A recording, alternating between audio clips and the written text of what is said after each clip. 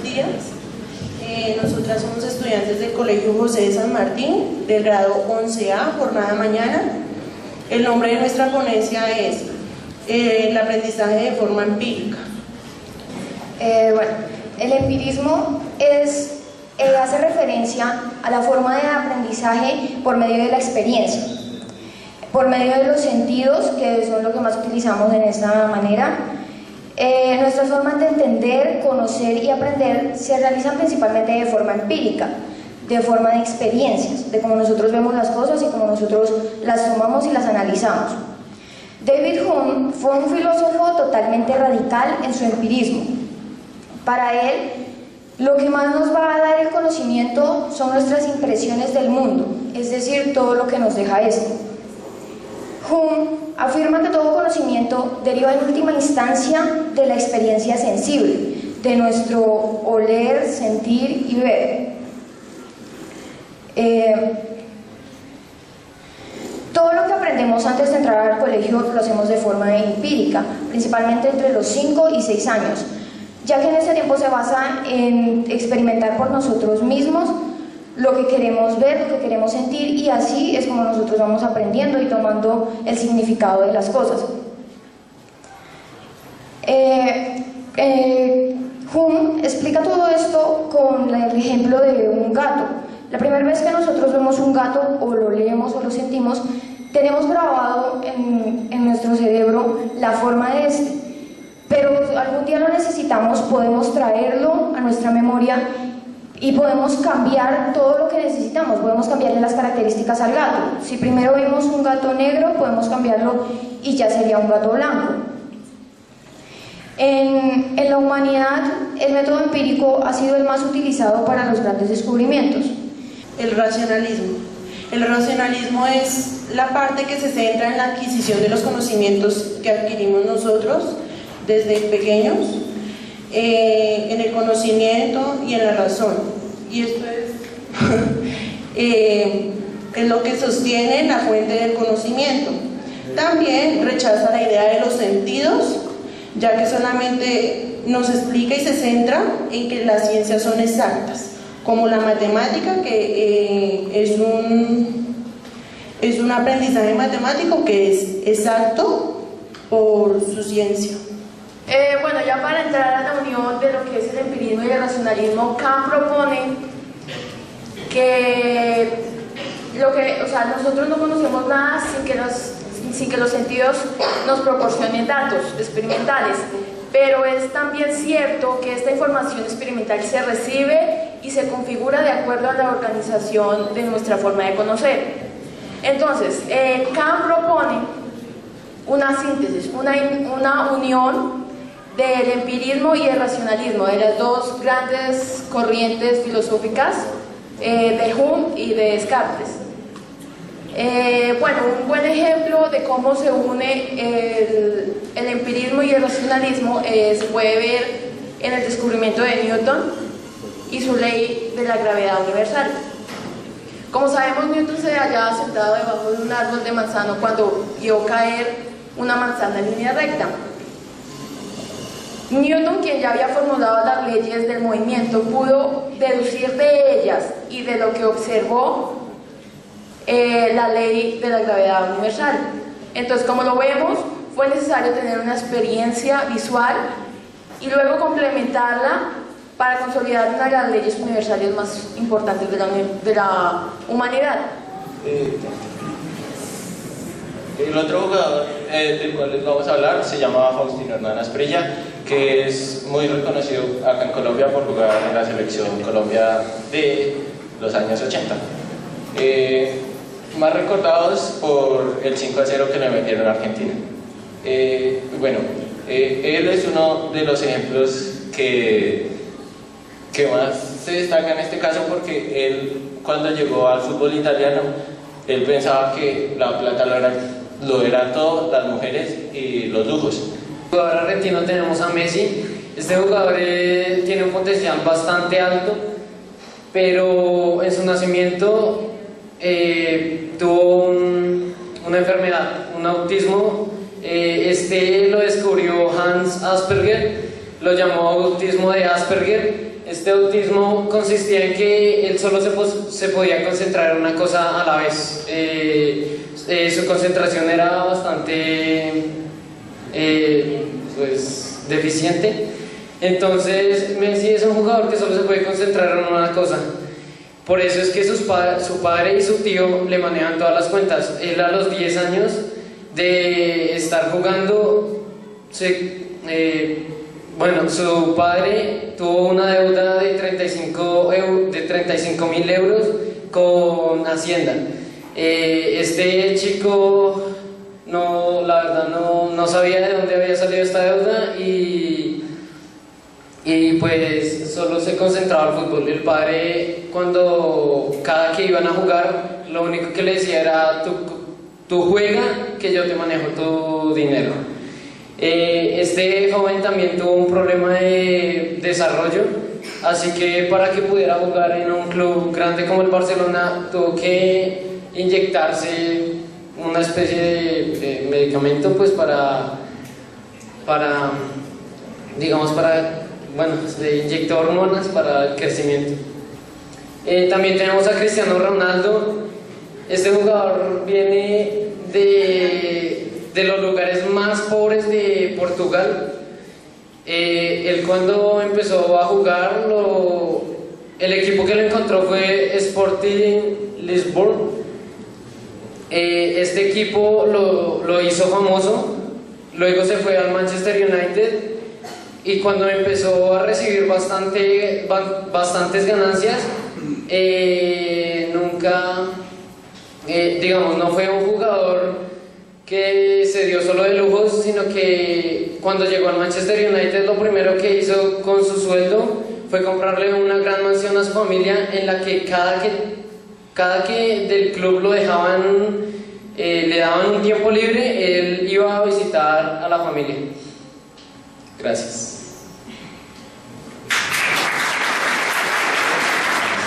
Buenos días.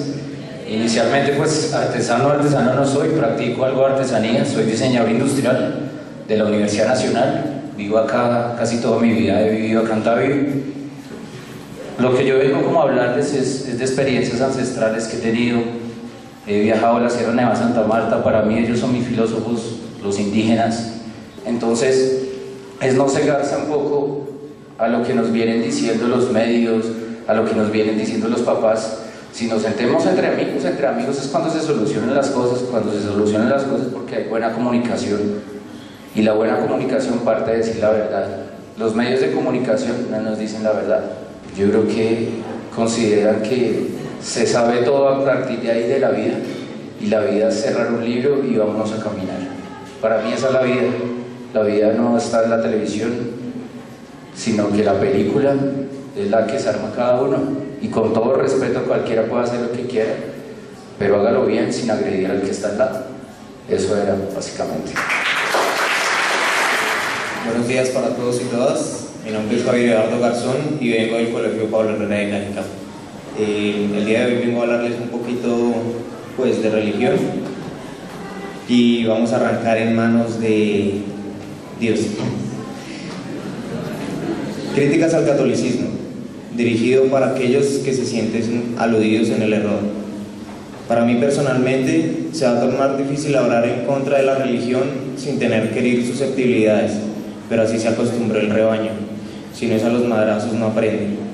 ¿Qué se le puede hacer si están ligados a una venda a la que vengo a desmantelar? Sin más preámbulos, demos inicio a tan humildes y sencillas energías. Desde pequeño me inculcaron dogmas religiosos, así el Padre Nuestro, el Ave María y otro poco de oraciones que para mi percepción no me sirvieron nunca de nada. Tan solo se convirtieron en la antesala de una venda que no me proporcionaba mirar más allá de lo que una simple creencia me permitía, pues los inicios de mi corta vida cegada a la realidad empezaron con el bautizo y supuestamente entre hacer parte de los buenos y los justos, de los que reciben la luz del camino correcto. ¿Del camino correcto? Eso suena como la alcahuetería de los que temen arriesgarse, de los que se recelan con la aventura, es más, de los que no dejan volar su imaginación. Por otra parte, voy a referirme brevemente a la influencia de la religión a nuestra acogida de educación, que está en su instancia de decadencia, decrepitud, hegemonía, ocaso y crepúsculo. Todo esto debido a que se dedica a dar premios y castigos en vez de generar una educación que enseña a adquirir conocimiento por medio de la inspiración de cada aprendiz y no estar en el colegio peleando por una nota pendeja. La cuestión es cómo suscitar la mencionada inspiración, pues esta debe nacer en la educación de primera mano. ¿Cómo así de primera mano? Pues la de casa, en donde se adquieren los valores básicos, pero por lo contrario no se puede incentivar la vena que excita y exalta las ansias del conocimiento si se acude primero a enseñar sandeces de oraciones y canticos estúpidos en vez de poner a los peladitos a leer los sábados y domingos.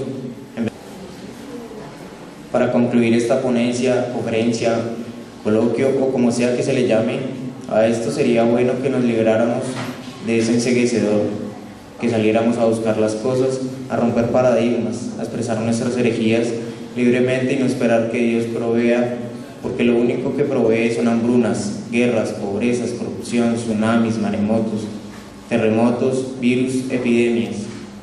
Os invito, hermanos míos, que luchéis por el cambio, por la revolución. No hagáis la revolución una guerra, porque se transformaría en ideales de una revolución sin causa. Promoved la revolución pacífica. Recordad siempre que el cambio es la educación. Y siempre tengan presente la siguiente frase: la educación no cambia el mundo, la educación cambia a las personas que van a cambiar el mundo. Gracias. De las gracias y la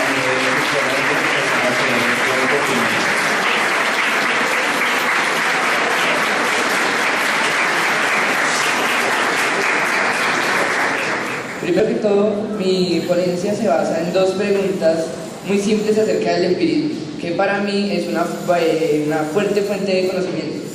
Entonces, como ya explicó un grupo anterior, el empirismo es aquella teoría filosófica que enfatiza el papel de la experiencia y los sentidos.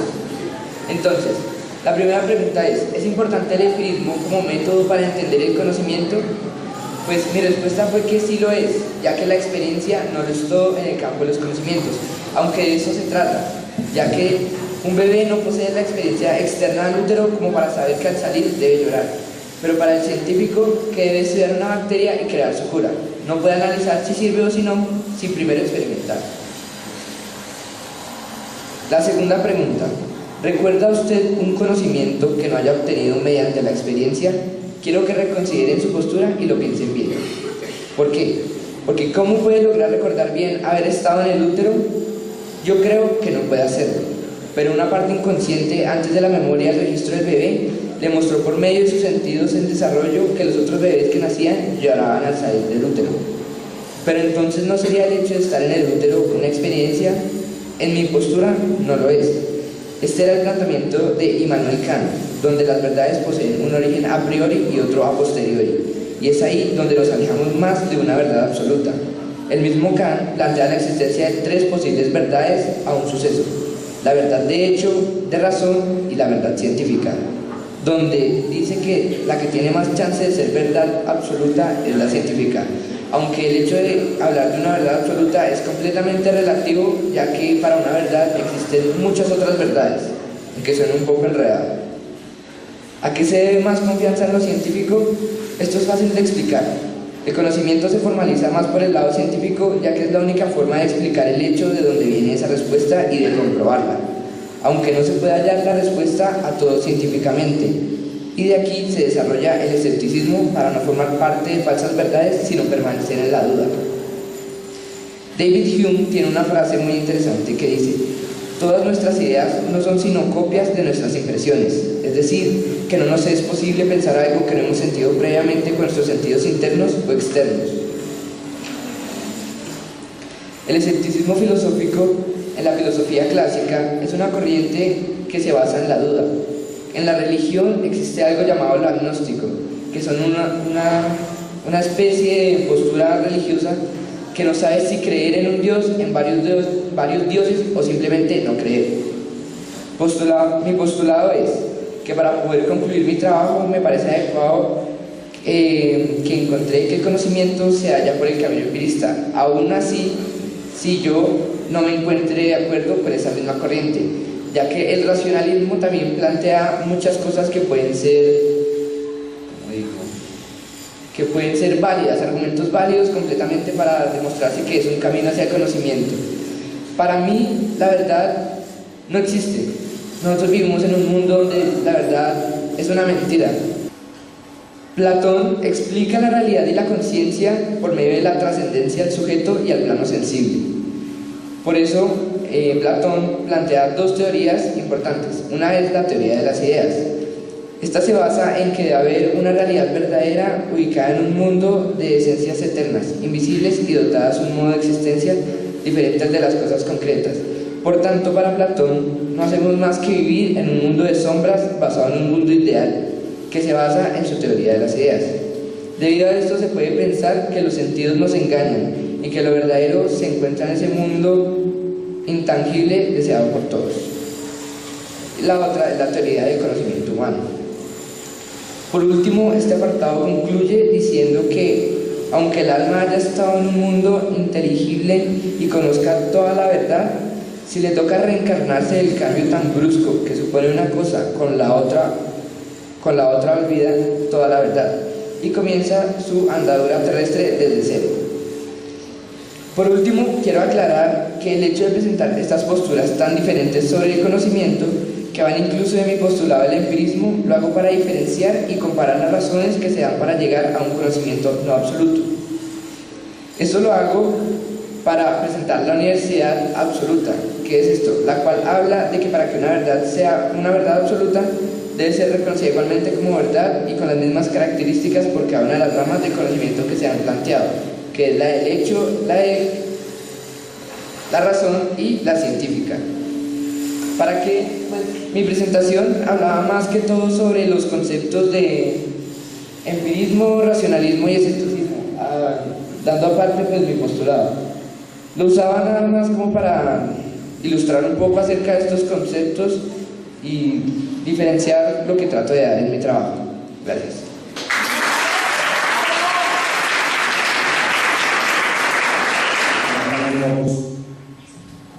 Propone que estos tres fundamentos, que en sí son fundamentos de la sociedad, la ley, la moral y la cultura, están encaminados por lugares diferentes, lo cual ocasiona la desintegración de la educación. La ley se desintegra del amor, se separa, se divide de la moral y la cultura en el momento en que, como todos observamos, para muchos la ley es el Estado. En el momento en que se legisla una ley, que se crea y se imparte hacia una población, son pocas las leyes en las cuales se tiene en cuenta la moral y la cultura.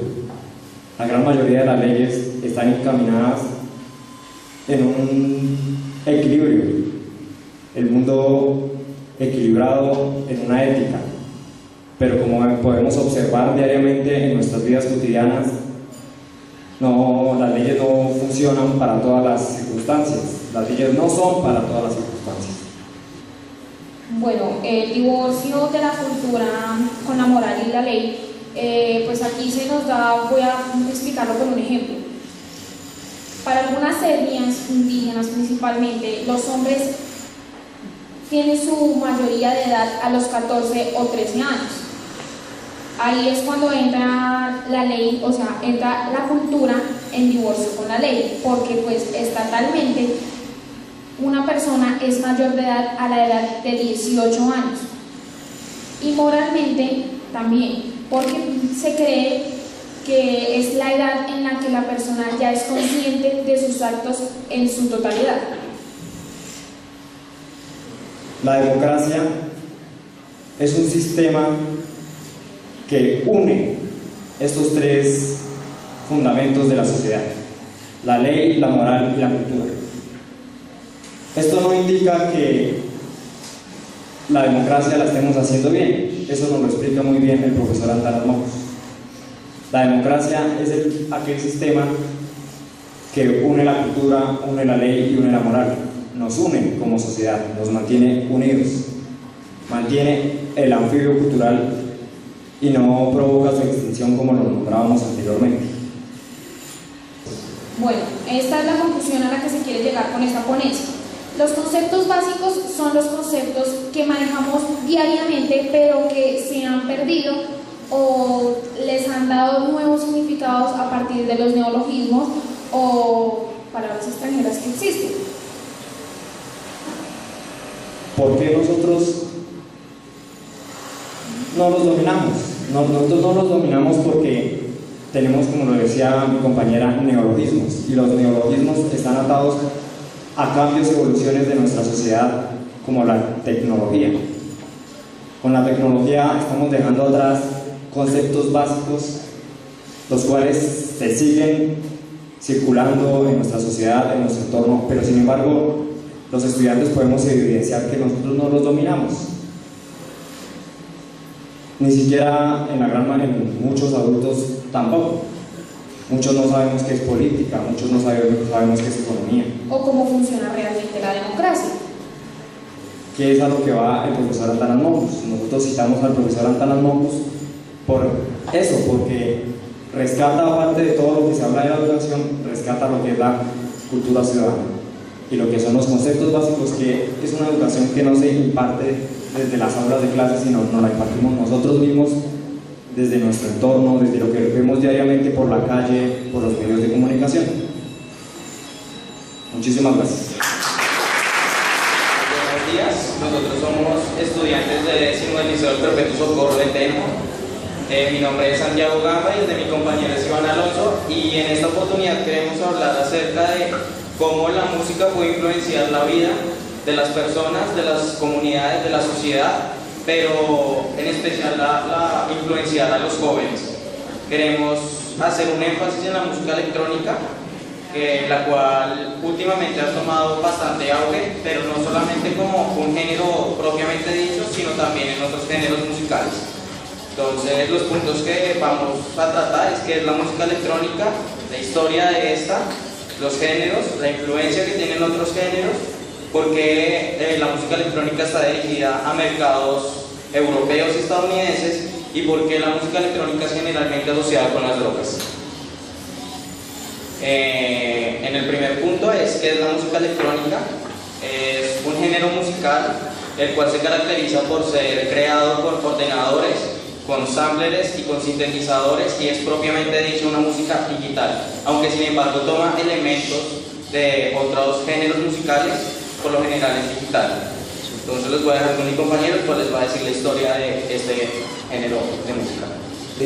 Nace en 1910 por el compositor italiano Luigi Russolo, quien logró hacer música por medio de golpes con cajas musicales. Esta música se tocaba en vivo y no se grababa.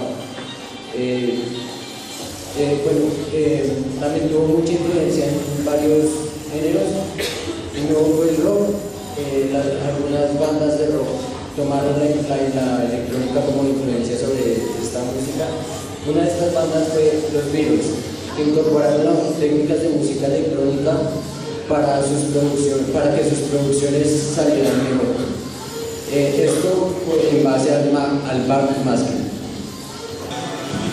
El siguiente punto a tratar es por qué la electrónica está dirigida principalmente a mercados como Europa y Estados Unidos y no ha tenido tanta acogida acá en Latinoamérica. Pero lo que sucede con la electrónica es que la electrónica nació en Europa.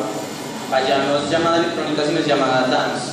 Entonces la electrónica de Europa viajó a Estados Unidos, pero sin embargo, y por eso es que allá se mantienen estas costumbres bastante arraigadas dentro de este género musical. Sin embargo, acá en Latinoamérica sucede un fenómeno, y es el multiculturalismo, donde confluyen muchos géneros de música, y entonces por eso es que acá precisamente ese multiculturalismo no permite que un género salga por encima de otro género. Entonces aquí se encuentran más movimientos musicales como pueden ser el reggae, el reggaetón, el hip hop, y por eso que la electrónica tiene que incursionar en otros géneros para poder salir. Ahora les vamos a hablar acerca de por qué la electrónica está asociada con las drogas. Lo que pasa con este tipo de música tiene dos componentes. Uno es el componente social y el otro es el componente médico. Les voy a hablar principalmente sobre el componente médico. Y en este componente se trata de que la música por lo general actúa en 4 zonas del cerebro, que es la corteza auditiva, el cuerpo calloso, que es el que aumenta la actividad cerebral, la corteza motora, que es la que incita a bailar cuando escuchas una pieza musical, y el núcleo de accumbens y la amígdala, que es la que produce las emociones. Los efectos de la música en las personas, independientemente del género de música que se hable, esto es en general: minimiza la fatiga, disminuye el dolor muscular, afecta el sistema cognitivo y produce cambios neuroquímicos. Uno de estos principales cambios es que segrega adrenalina. Encontramos un estudio que es de la Universidad de Brunel en Londres, el cual dice que escuchar música acelerada desconcentra. De hecho, cuando el ritmo de bombeo del corazón supera el 80% de la capacidad cardíaca, la música puede resultar contraproducente. Por eso, como todas las drogas, no hay que abusar de la música.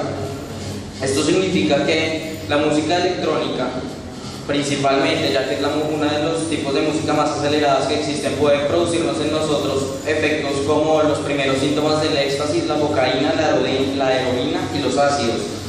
El estudio dice que desde 135 bytes por minuto hacia arriba se empieza a segregar adrenalina, y las composiciones de la electrónica, sobre todo del trance, suelen estar hechas en 145 bytes por minuto, lo cual haría que nosotros, por mucha música electrónica que escuchemos o música acelerada que escuchemos, podríamos estar, por decirlo así, drogándonos de una forma natural.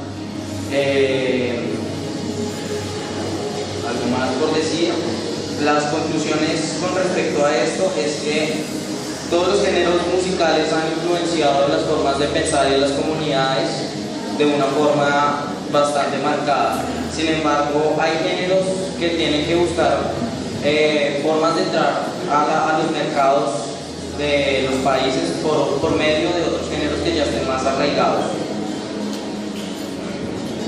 Yo tengo aquí una cita de Bersón: no hay elaboración sin búsqueda, ni búsqueda sin tanteamiento. ¿Sabemos qué es tantear? ¿Qué es tantear? Las señoras así ya de edad que saben que vamos a ¿qué? Es como que probar, exacto, ponerle la mano a algo a ver si está caliente, frío, como es la vaina, ¿cierto? ¿Sí? Eso nos dice, esto nos lo dice en el libro Pensamiento y Movimiento. No hay elaboración sin búsqueda, ni búsqueda sin tanteamiento. Lo que estamos haciendo aquí es buscando, y estamos tratando de encontrar soluciones o respuestas. El teatro busca también mostrar algo al mundo. Las obras que uno va montando, las monta porque quiere decirle algo al mundo. La filosofía se ha escrito porque queremos decirle algo al mundo, del hombre, de la vida, de la historia. Bersón nos dice: no hay elaboración sin búsqueda, ni búsqueda sin tanteamiento. La intención de esta ponencia es mostrar la necesidad de pensar el trabajo teatral y de pensarlo desde la práctica y desde la estética, desde la filosofía. Esa labor de subirse a un escenario y representar un personaje metido en una trama, un personaje que sufre, que vive, que piensa, que siente. Ese personaje nos quiere decir algo, pero nos dice algo por medio de unos actores, ¿cierto? Nos dice algo por medio de un libreto, nos dice algo por medio de un autor o un dramaturgo que escribió esto. Y cuando estamos sentados allá, como público, recibimos eso mismo, pero lo recibimos desde nuestra propia experiencia de vida. Entonces, lo hermoso del teatro es que es un arte en caliente. Todo el tiempo está ahí, en caliente. Si tú te equivocas en televisión, otra. Toma número 890. Y para hacer teatro, para hacer filosofía, se necesita tomar una decisión de vida. Pero nosotros, los profesores, somos los responsables de que nuestros estudiantes fundamenten sus ponencias, lean, escriban, pero fundamentados. Hasta para decir que Dios no existe y que es un invento, Feuerbach, Nietzsche, Freud y otros tuvieron que fundamentar sus ideas. Para hacer arte, para hacer filosofía, para hacer poesía, también se necesita trabajo intelectual, y trabajo intelectual serio. Y para ser un creyente de cualquier religión, se necesita una experiencia de vida, porque a Dios solamente se le percibe en la experiencia personal, intransferible. Qué pena, es que soy profesora de religión también. Soy licenciada en Filosofía y Ciencias Religiosas de la Universidad Santo Tomás. Y muchos de ustedes saben que hice mi maestría en Santo Tomás. El teatro, la filosofía, se hacen, se experimentan. Si por las venas nuestras no corre el pensamiento, no corre el teatro, no corre la poesía, cortémonos las venas. Sí, cortémonos. No se justifica vivir. Pero si por nuestras venas continúa corriendo filosofía, pensamiento, ciencia, teatro, literatura, sigamos viviendo, muchachos. Vale la pena. Y dejémosle ese legado al mundo de este encuentro de filosofía. Os quiero mucho.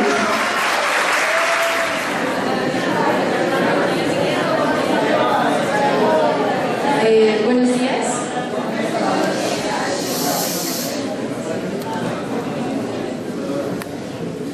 Bueno, nosotras somos estudiantes del Liceo del Perpetuo Socorro, somos del grado 11. Mi nombre es Daniela Díaz. Mi nombre es Lini. Y nosotros vamos a explicar un poquito acerca de la generación de relatos urbanos alrededor de las principales o de algunas caricaturas infantiles. ¿Listo? Antes que nada, esto no es veraz. Lo que vamos a decir a continuación, los relatos que se han generado son, mejor dicho, publicados en internet, no tienen veracidad ni comprobación. Simplemente es la generación de literatura a partir de relatos infantiles. Ginny nos va a explicar un poquito de la principal historia que se tiene acerca de un programa de Disney Channel, Phineas y Ferb. ¿Listo? Bueno, pues principalmente el programa Phineas y Ferb fue un relato que se dio a partir de una niña llamada Candace Flynn, que vivía en una casa humilde con sus padres en Rusia. Sus padres, cuando ella era una niña, se separaron, y a partir de esto su madre empieza a descuidarla y ella empieza a sufrir de unos trastornos mentales, y después nace su hermano Phineas, quien sufre de hiperactividad. Luego su medio hermano Ferb, que sufre de trastornos mentales, y por esa razón no puede hablar en la serie. Candace, a partir de esto, empieza a sufrir, a inventar historias a partir de lo que sus hermanos hacían, y a decirle a su madre que ellos como que hacían muchas cosas mientras ella no estaba. Su madre, a partir de esto, la lleva a un psiquiatra, el doctor Duffermil, quien es uno de los personajes en la serie. Él la trata y le dice a su madre que sufre de una esquizofrenia severa.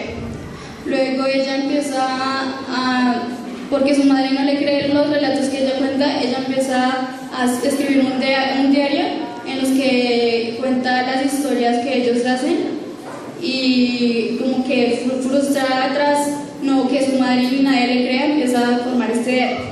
Ella empieza a tomar muchas drogas, y a los 14 años se suicida y escribe en la última página de su diario que se suicida y que escribe: la niña Candace Flynn sufre una sobredosis y muere.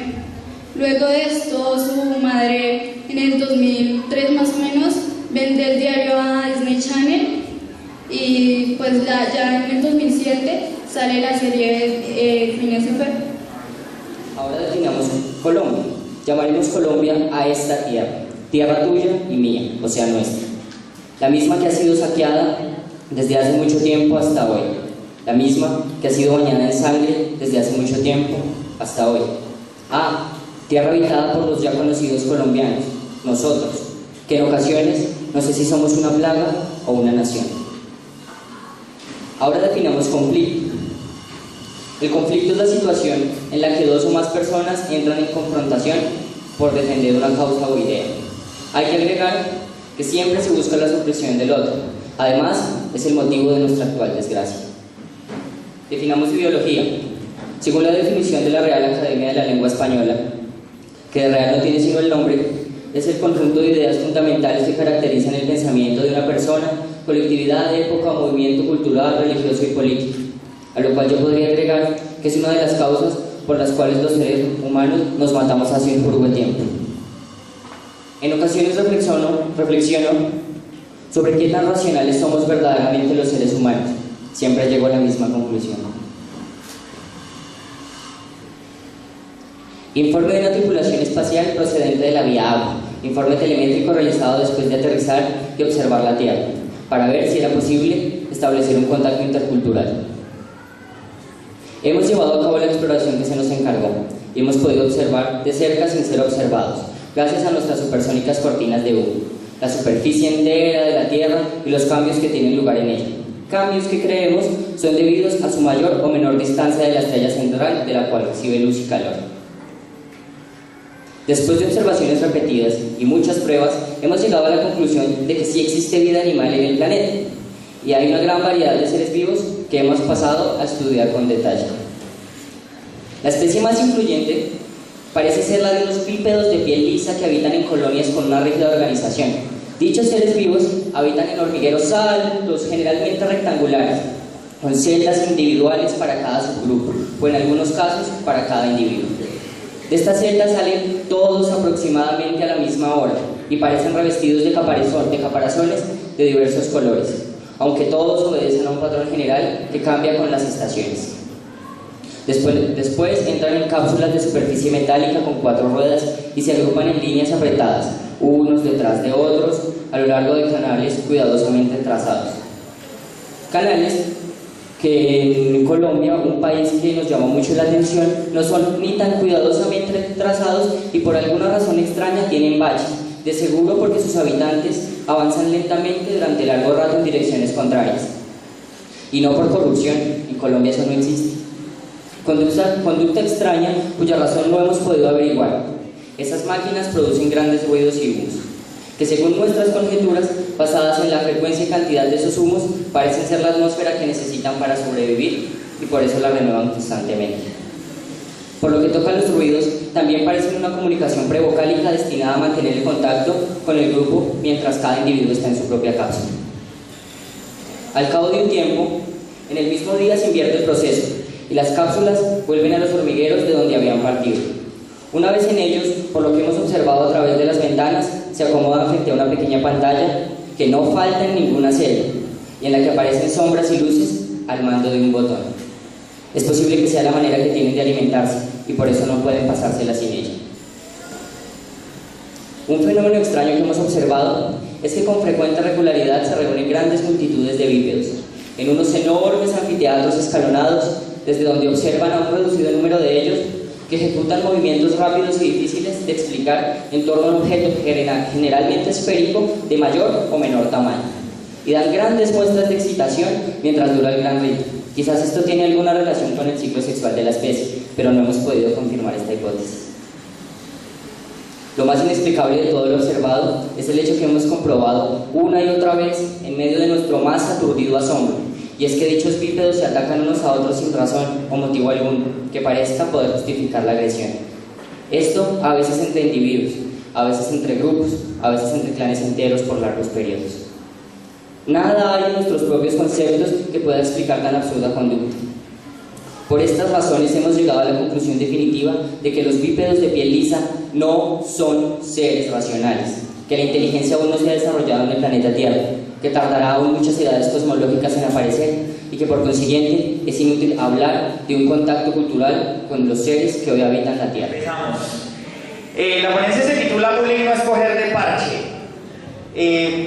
Yo les voy a hacer como una contextualización. El año pasado se hizo un foro municipal en el que se presentaron diversas ponencias sobre diversos temas, todos relacionados con la educación, y yo intervine y dormí en el auditorio con una ponencia titulada El bullying, un primer paso hacia el análisis general de las manifestaciones violentas en los escenarios escolares colombianos. Todos eso fue así. Entonces yo, después de que ya todos estaban dormidos, pregunté si algo se había entendido. Ay, Dios mío, ya trajeron la campana. Pero pues es interesante porque el título de la ponencia, de la anterior ponencia, dice un primer paso. Y eso era como delimitar qué es bullying. Entonces dijeron, no, es que eso es mentira, eso lo pusieron de moda, eso se lo inventaron los gringos, es una vaina que aquí no da, aquí en Colombia no nos hacemos bullying. Estudiantes míos me decían, no, profe, yo no estoy haciendo bullying, lo estoy cogiendo de parche. Y yo me di a la tarea de observar cómo es la cogida de parche. ¿Sí?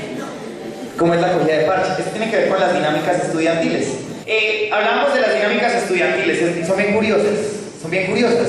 En los grupos estudiantiles hay ciertas dinámicas que pasan entre ellos que uno como profesor no comprende, sobre todo cuando la brecha entre las generaciones se va haciendo cada vez más larga. Cuando yo empecé a educar ya de manera propia, hace 5 años, empecé yo en mi primer colegio, yo era muy cercano a los muchachos, en las cosas que ellos conocían, en los grupos musicales, en las palabras.